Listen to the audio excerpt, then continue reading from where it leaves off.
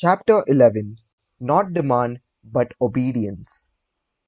The beginner might think, quite naturally, that having discovered the immense power of thought, all that he has to do is to make use of it according to his own sweet will.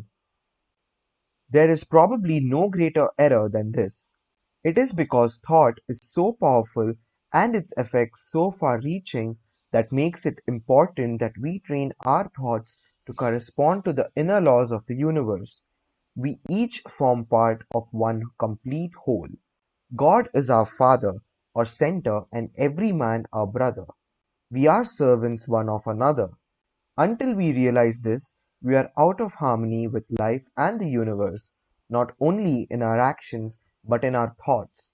For if we have a wrong idea of life, then all our thoughts must naturally be wrong also.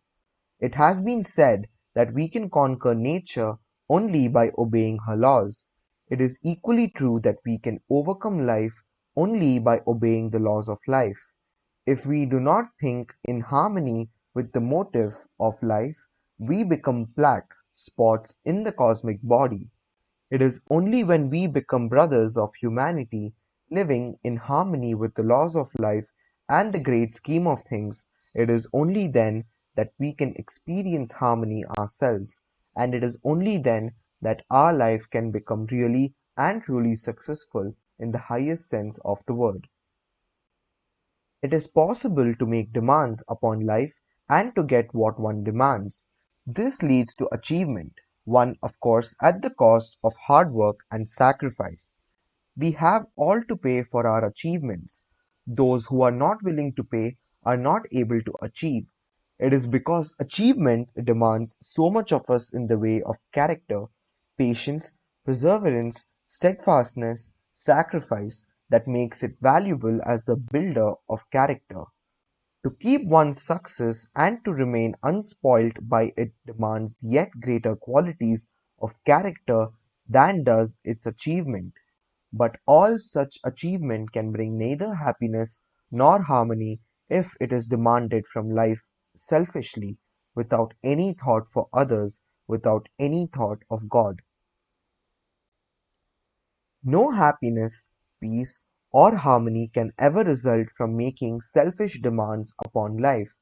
It is true that there is a time in our life when it seems that everything is in our own hands and that we are master of our fate, captain of our soul. This may spur us on to achieve and conquer, and to meet with experiences that are a necessary preparation for greater things. All this is good as far as it goes, and may be a very necessary phase in our life. But sooner or later we realize that, although in one sense we are master of fate, in that we can choose either good or evil, yet all the time there is a divinity that shapes our end, rough hew it though we may. There is an internal harmony to which we must correspond. We belong to a complete whole, in which we have a place, and of which we form a part.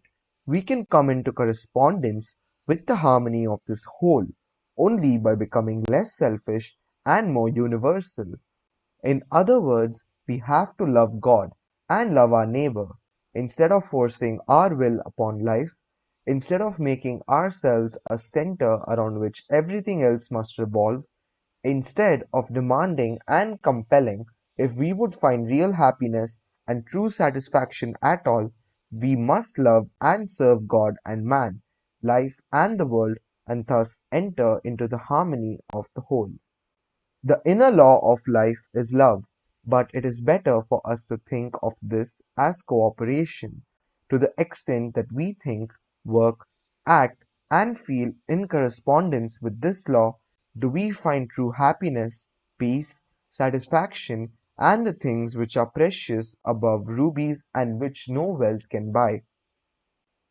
We see, then, why we should train ourselves to think thoughts of goodwill instead of those of hate and resentment, of cooperation instead of selfish acquisitiveness, of service rather than personal gain. It is only thus that we can become brothers of humanity. It is only by becoming brothers of humanity that we can ever enter into correspondence or a state of at oneness with the internal harmony that is divine. We live in an orderly universe, for behind the disorder on the surface of life is an eternal divine order.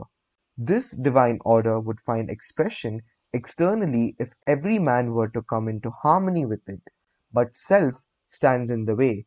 Love, goodwill, cooperation, these form the key by which man individually can find entrance to this inner harmony and order, and which by reason of his own entrance he can make it easier for his brother to find entrance also.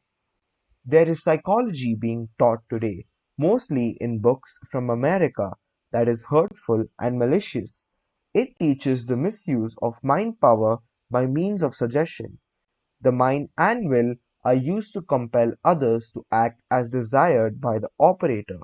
For instance, a salesman wants to get an order from a buyer of a certain house.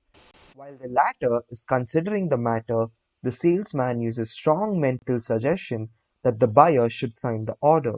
Unless the buyer is acquainted with this sort of thing, he may be compelled to act against his better judgment. This practice of mental coercion is really criminal, although at present not legally so. It is practiced in a variety of ways, but the one who suffers most is the one who practiced the method and not his victims. Nemesis awaits all who misuse their mind powers in this way. We can never work against the laws of life without suffering for it very severely. Such mental malpractice as I have described is in complete opposition to the inner law of cooperation already mentioned. Therefore, it brings disorder and suffering in its train.